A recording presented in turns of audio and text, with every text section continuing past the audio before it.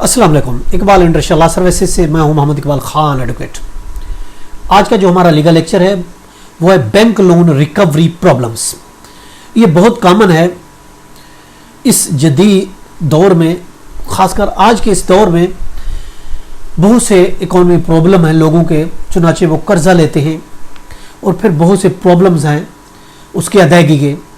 आज इस बारे में हम देख रहे हैं।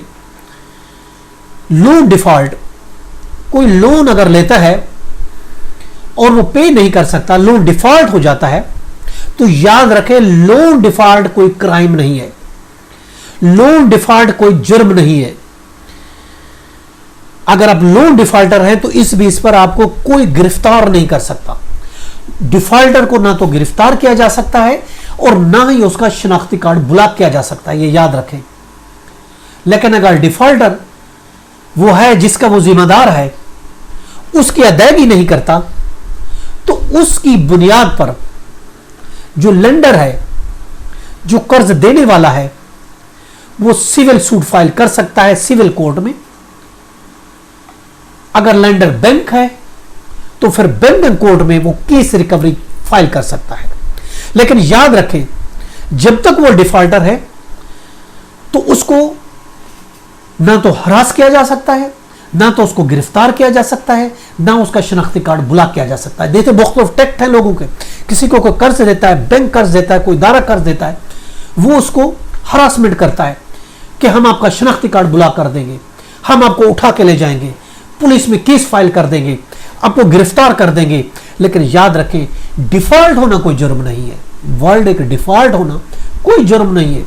अगर आप डिफॉल्ट हैं तो इस बेस पर आपको गिरफ्तार नहीं किया जाएगा ता वक्त के आपके खिलाफ सिविल कोर्ट या बैंक कोर्ट को डिग्री पर एग्जीक्यूट ना हो, उसकी एग्जीक्यूशन फाइल ना हो।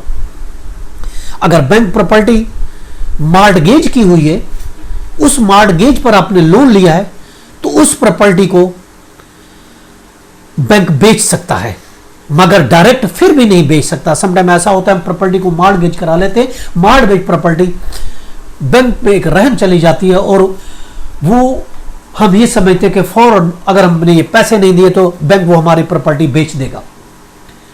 याद रखें वो प्रॉपर्टी फिर भी डायरेक्ट नहीं बेच सकता, पूरा एक लॉ प्रोसेस है, वो उसको अडॉप्ट करने को पड़ेगा, फिर वो बेच सकता है। खाली एक आपने पेमेंट नहीं की, किस्त पेमेंट नहीं की, डिफॉल्ट हुए तो आपकी प्रॉपर्टी ऐसे नहीं बेच सकता, उसका भी एक प्रोसेस है। इससे पहले एक अमेंडमेंट नहीं थी तो उसके तहत वो बेच सकता था, मगर आप उसमें बहुत सी पेचीदगियां आ गई हैं कि एक पूरा लॉ प्रोसेस अडॉप्ट करना। इस पर ऑलरेडी हमारे लेक्चर मौजूद है कि किस तरीके से एक मॉर्टगेज प्रॉपर्टी बेची जा सकती है, वो अलग तरीकेकार है, वो लेक्चर आप देख सकते हैं। अगर आप लोन की अदायगी नहीं करते तो आप बेहतर यह है कि अपने टाइम पर अपने लोन की आप अदायगी करें। नहीं करते तो आप पर पेनल्टी लग सकती है,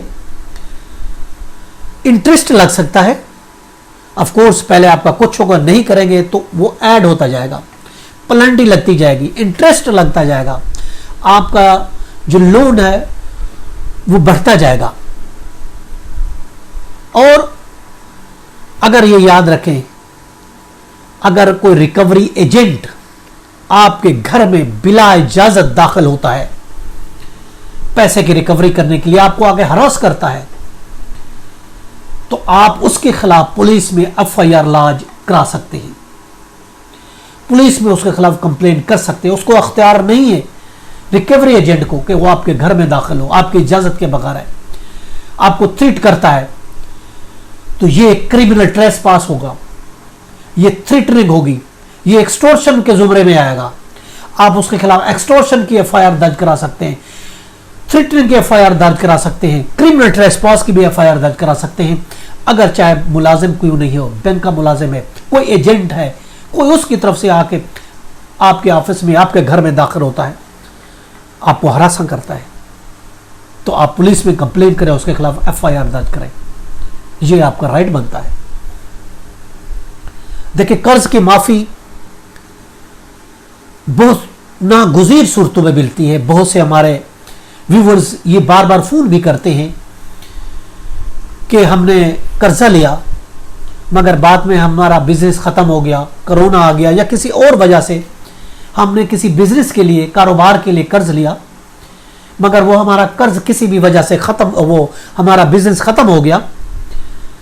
अब हमारा कर्ज थोड़ा होते बढ़ते बढ़ते बहुत बढ़ गया है, अब बैंक हमारे पीछे पड़ा है, हम तो अदा नहीं कर सकते, हमारे पास तो फूटी कोड़ी नहीं है, हमारा बिजनेस खत्म हो गया, हम कैसे अदा करें?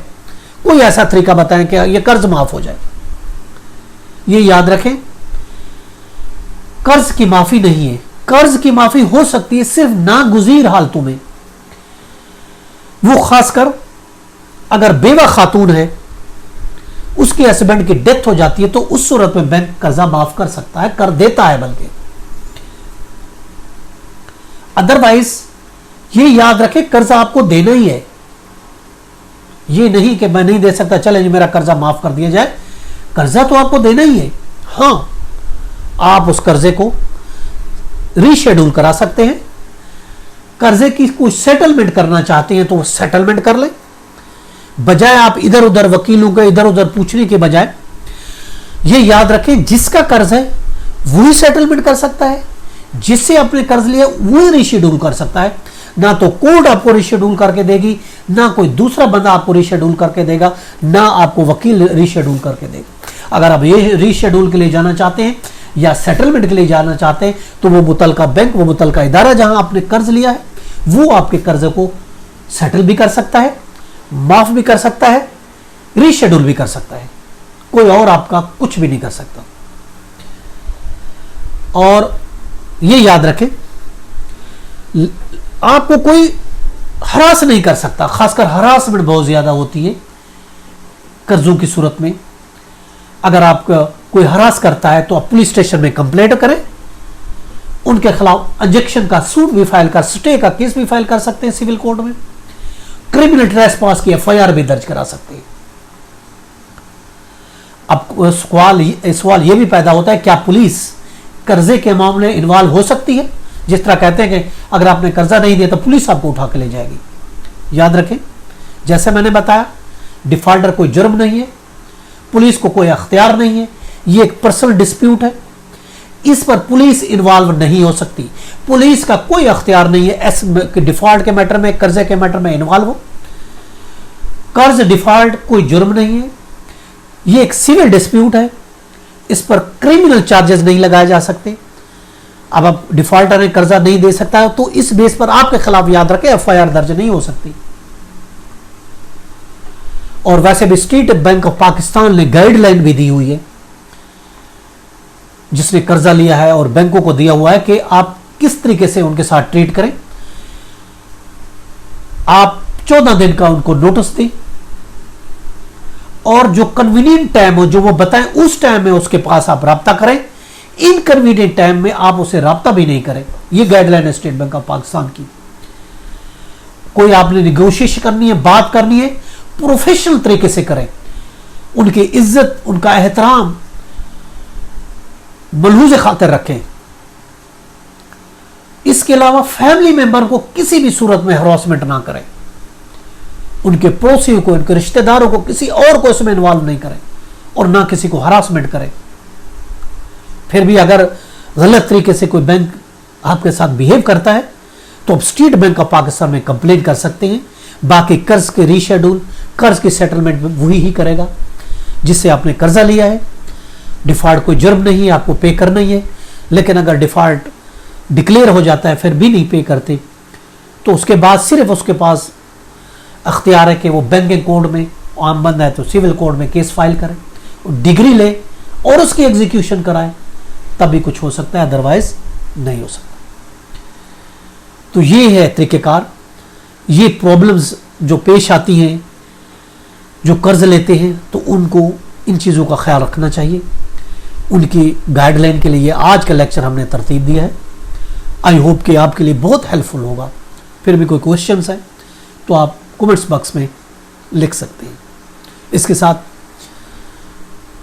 मोहम्मद इकबाल खान एडवोकेट को इजाज़त दीजिए। कर फिर मिलेंगे एक नए लीगल लेक्चर के साथ। उस वक्त तक अपना और अपने गिरदोनवा का बहुत ख्याल रखिएगा। Have a nice day. Allah Hafiz.